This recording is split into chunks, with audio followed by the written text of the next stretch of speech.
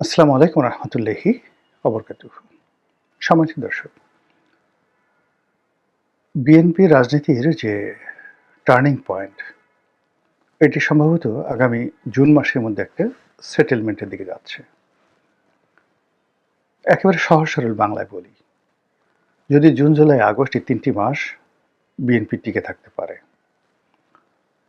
তাহলে বাকি যে সময়টি রয়েছে, অর্থাৎ সামনের যে দিনগুলো, এটা তাদের জন্য অনেকটা নিরাপদ হবে। আর যদি জুন জুলাই আগস্ট এই সময়টি সরকার পার করতে না পারে, সরকার যদি ভুল করে, তাহলে সেই ভুল সামাল দেওয়া তাদের জন্য খুব কঠিন হয়ে পড়বে। রাজনীতির একটা মূল ব্যাপার হলো যে সিংহাসন এমন একটা ব্যাপার, ওখানে বসার পরে প্রায় সবাই একই ভুল করে, আর যারা ভালো করার তারা প্রায় সবাই একই ভালো কাজ করে।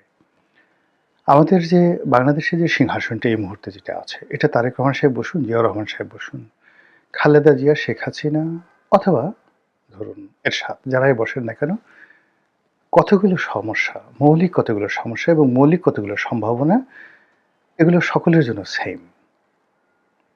আর এর সঙ্গে যখন প্রাকৃতিক দুর্যোগ আসে, অভাব আসে, অভিযোগ আসে, তখন এগুলো একেবারে রীতিমতো এক একজনের উপর বোঝা হয়ে দেখা দেয়। তারেক রহমান সাহেব যখন ক্ষমতায় এলেন, ঠিক সেই সময়টাতে বাংলাদেশের ডিপ স্টেটের একটা খেলাধুলা চলছিল। তো সেক্ষেত্রে তিনি যে ক্ষমতায় এলেন, নির্বাচিত হলেন, এর পেছনে দিল্লির গ্রিন সিগন্যাল না ওয়াশিংটনের গ্রিন সিগন্যাল, এর পেছনে জনগণের ভোট নাকি ডক্টর মোহাম্মদ ইউনূসের পক্ষপাতিত্ব, এর পেছনে জামাত এবং বিএনপির যে একটা আমি এবং মামুদের সমঝোতা, নাকি সত্যিকার অর্থে একটি সরকারি দল বিরোধী দল জনগণের ভোটে নির্বাচিত হয়ে সংসদ এবং রাষ্ট্র এবং সরকার এর মধ্যে সমন্বয় করছে। এই বিষয়গুলো ভিন্ন মাত্রায় আলোচনা হতে পারে। এর কারণ হলো, কেউ বুকে হাত দিয়ে বলতে পারছে না দৃঢ়তার সঙ্গে যে এটাই সত্য।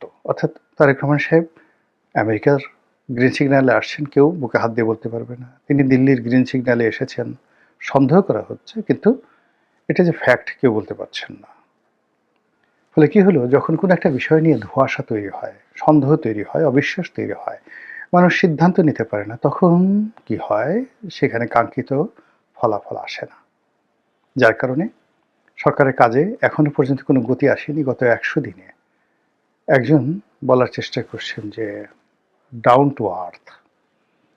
ডাউন টু আর্থ মানে বো করা, মানে মাথা নিচু করে কাউকে কুর্নিশ করা, কিংবা আপনি সেজদা করা, কাউকে সেজদা করা, বিনয়ী হওয়া, এই কথাগুলো আপনি ইংরেজিতে যদি বাগধারা আকারে প্রকাশ করেন, যেমন বাংলা আলালের ঘরে দুলাল, এরকম, তো এরকম যদি আপনি প্রকাশ করেন, তাহলে ডাউন টু আর্থ। অনেকে বলার চেষ্টা করছেন যে গত ১০০ দিনে তারেক রহমান বা সরকারের যদি কোনো সফলতা থাকে, তাহলে ডাউন টু আর্থ, অর্থাৎ তিনি যে সহজ সরল আচরণ করেছেন, বিনয়ী হয়েছেন, অনাড়ম্বর জীবনযাপনের একটা দৃষ্টান্ত স্থাপন করেছেন, ভদ্রতা দেখিয়েছেন, এটাই ওনার অর্জন। এর বাইরে সরকারি কাজকর্মে আসলে তিনি তেমন কিছুই দেখাতে পারেনি, বরং অনেক ক্ষেত্রে অনেক কিছু মুখ থুবড়ে পড়েছে। এই বাস্তবতায় যেটি হলো যে তার বিদেশ সফর, সবাই আশা করেছিল যে তিনি দিল্লিতে যাবেন আগে, সেখানে গিয়ে আওয়ামী লীগের পুনর্বাসন, শেখ হাসিনার সাথে সম্পর্ক, বাংলাদেশে আওয়ামী লীগকে ফিরিয়ে আনা, এই সকল বিষয়ে আলাপ আলোচনা হবে। এর কারণ হলো, যারা মনে করতেন যে দিল্লির গ্রিন সিগন্যালে মূলত তারেক রহমান সাহেব আসছেন, তাদের এক্সপেকটেশন ছিল এরকম। গত ১০০ দিনে যেটা দেখলাম সেটা হলো, দিল্লির সঙ্গে তারেক রহমান সাহেবের কোনো সম্পর্ক তৈরি হয়নি। তারপর দিল্লির সাথে আরো নতুন নতুন কতগুলো সমস্যা তৈরি হয়ে গেছে। আওয়ামী লীগের সঙ্গে বর্তমান সরকারের সমঝোতা তো দূরের কথা, এখন অতীতের যে কোনো সময়ের চাইতে আওয়ামী লীগের সাথে বিএনপির যে দূরত্ব, সম্পর্ক, শত্রুতা, এটি এতটা প্রখর আকার ধারণ করেছে যে আওয়ামী লীগের সঙ্গে লড়াই করার জন্য বিএনপি বন্দুক হচ্ছে, আর বিএনপির যারা প্রতিপক্ষ, তারা আওয়ামী লীগকে দিয়ে বিএনপিকে শান্টিং দেওয়ার জন্য, বিএনপিকে হেনস্থা করার জন্য তারা আওয়ামী লীগের সঙ্গে হাত মিলাচ্ছে। আর প্রেক্ষিতে স্বয়ং তারেক রহমান সাহেব তিনি বলেছেন যে বিতাড়িত শক্তির সঙ্গে অনেকে গোপনে হাত মিলাচ্ছে। বাংলা কথায় তিনি জামাতকে, এনসিপিকে ইন্ডিকেট করেছেন। এর মধ্যে যে কথাটি শোনা যাচ্ছে সেটি হলো তিনি চীন যাবেন। এর আগে তার পররাষ্ট্রমন্ত্রী ঘুরে এসেছেন, তার দলের যারা নেতাকর্মী তারা ঘুরে এসেছেন। আর এই মুহূর্তে সেই ছাত্রদলের কিছু নেতৃবৃন্দ তারা চীন ভ্রমণে যাবেন এবং এর আগে আবার সাদিক কায়েমের নেতৃত্বে জামাতের যে ছাত্র শিবির তাদের নেতৃবৃন্দ চীন ভ্রমণ করে আসছে। চীন গত ১০০ দিনে সবার সঙ্গে সম্পর্ক রক্ষা করেছে, এমনকি তাদের সঙ্গে দিল্লিতে শেখ হাসিনা এবং বাংলাদেশে যারা আছেন আওয়ামী লীগ নেতৃবৃন্দ তাদের সঙ্গে তাদের সম্পর্ক ওপেন সিক্রেট। জিজ্ঞেস করলে তারা বলবে যে অবশ্যই তাদের সঙ্গে আমার যোগাযোগ আছে এবং থাকবে সে যোগাযোগ। চীন এরকম একটা রাষ্ট্র। তো সেই চীন সফরে তারেক রহমান সাহেব যাচ্ছেন, কিন্তু there is no concrete agreement, there is no perfect assurance or nothing concrete agenda। তারপর তিনি বেজিংয়ে যাচ্ছেন। তো তিনি সরকারের পক্ষ থেকে বলা হচ্ছে যে হ্যাঁ তিনি যেতে পারেন, যাবেন। চীনের সরকারের পক্ষ থেকে নিমন্ত্রণ জানানো হয়েছে, কিন্তু এখনো পর্যন্ত সময় নির্ধারিত হয়নি। কিন্তু এতে করেই দিল্লির মাথা খারাপ হয়ে গেছে। এর কারণ হলো যে অতীতে যখন ২০০১ সনে বিএনপি ক্ষমতায় ছিল তখন চীনের সঙ্গে তাদের একটা কৌশলগত সম্পর্ক তৈরি হয়েছিল এবং বাংলাদেশে ভারতের যে বিচ্ছিন্নতাবাদী গ্রুপ আসামের উলফা এবং অন্যান্য যে বিচ্ছিন্নতাবাদী গ্রুপ তারা বাংলাদেশকে নিজেদের অভয়ারণ্য মনে করত। ঢাকাতে থেকে, সীমান্তে থেকে তারা সেই বিচ্ছিন্নতাবাদী কর্মকাণ্ড চালাতো এবং চীন এদেরকে অর্থ দিয়ে, অস্ত্র দিয়ে সহযোগিতা করত। এবং এরকম একটি অস্ত্রের চালান, 10 ট্রাক অস্ত্রের চালান ধরা পড়ে এবং সেখানে ভারতীয় এটি চট্টগ্রাম বন্দর থেকে খালাস করার পর তারা এমনভাবে মিডিয়াকে দিয়ে এই কাজটি উন্মুক্ত করে দেয় যে এই অস্ত্র চোরাচালানের সঙ্গে রাষ্ট্র জড়িত, রাষ্ট্রীয় সিদ্ধান্তে হচ্ছে, এই বিষয়গুলো আর রাষ্ট্র হজম করতে পারেনি। ফলে সেই অস্ত্র চোরাচালান মামলায়, 10 ট্রাক অস্ত্র মামলায় বিএনপির অনেক নেতা, জামাতের নেতা, স্বয়ং তারেক রহমান এবং জনাব তৎকালীন সেই সময়টাতে মন্ত্রী ছিলেন, স্বরাষ্ট্রমন্ত্রী ছিলেন লুৎফুজ্জামান বাবর, সবাই প্রায় আরেকটু হলে ফাঁসিতে ঝুলে পড়তেন। আল্লাহ তাদেরকে বাঁচিয়েছে। তো সে কারণে কি হলো যে চীন সম্পর্কে, চীন বাংলাদেশ সম্পর্কের ক্ষেত্রে এবং চীন এবং বিএনপি সম্পর্কের ব্যাপারে সব সময়টিতে দিল্লি ভীষণ রকমভাবে উদ্বিগ্ন এবং কোনো অবস্থাতে তারা সর্বশক্তি দিয়ে হলেও এই যে চীন এবং বাংলাদেশের যে সম্পর্কটি এটি যেন কৌশলগত না হয়, এটি যেন সামরিক একটা জোট না হয় এবং বাংলাদেশের ভূমি যেন কোনো অবস্থাতে চীন ব্যবহার করতে না পারে, এই বিষয়ে দিল্লি তাদের সর্বশক্তি নিয়োগ করবে। ইতিমধ্যে আপনারা জানতে পেরেছেন যে সরকার তিস্তা ব্যারেজ প্রকল্প বাস্তবায়ন করবে চীনের অর্থায়নে। উত্তরবঙ্গে একটি চীনা হাসপাতাল তৈরি হবে, বিমানবন্দর তৈরি হবে, ইত্যাদি আরও অনেক কিছু। এবং এটা হওয়া মানেই ওই অঞ্চলে যে সকল ভারতীয় রাষ্ট্র রয়েছে সেখানে চীনের নজরদারি বাড়তে থাকবে এবং ভারত এটা কখনই করতে দেবে না। এমনকি বিএনপি যে নিজস্ব অর্থায়নে পদ্মা ব্যারেজ করতে চাচ্ছে ৩৬,০০০ কোটি টাকা ব্যয়, এখানেও চীন হয়তো পুঁজি বিনিয়োগ করতে পারে, যেভাবে পদ্মা সেতুতে আমাদের অর্থায়নে আমরা করেছি, কিন্তু আমাদের এই অর্থায়নে বিশ্বব্যাংকের বাইরে গিয়ে এখানে কিন্তু চীনের একটা বিশাল বিনিয়োগ আছে। তো সেক্ষেত্রে পদ্মা ব্যারেজেও চীনের বিনিয়োগ থাকতে পারে। তো এই বিষয়গুলো নিয়ে আলোচনার জন্য জনাব তারেক রহমান সাহেব বেইজিংয়ে যাচ্ছেন, যাবেন, এরকম একটা পরিবেশ পরিস্থিতি তৈরি হয়েছে। কিন্তু সমস্যাটা কি? সমস্যাটা হলো এই বেইজিং ভ্রমণে গিয়ে কিন্তু শেখ হাসিনার কপাল পুড়েছে।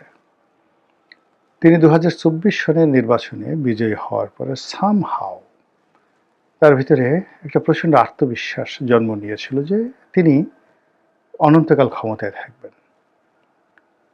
তার আত্মবিশ্বাস জন্ম নিয়েছিল যে তিনি যা ইচ্ছে তাই করতে পারেন। এক হাতে চীন আর এক হাতে ভারত, এটা তিনি হ্যান্ডেল করতে পারেন।